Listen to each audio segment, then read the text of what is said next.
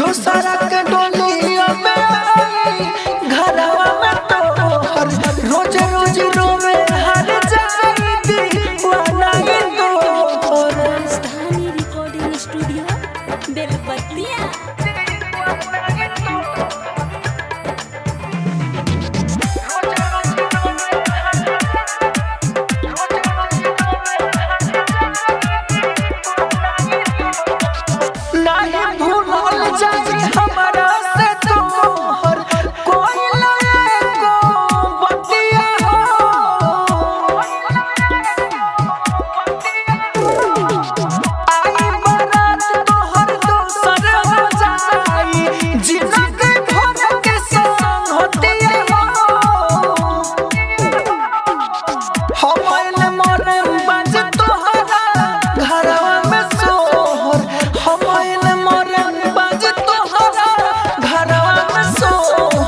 रोज रोज रोवे हर जाई दीवाना तोहर। राजधानी रिकॉर्डिंग स्टूडियो बेलबतिया।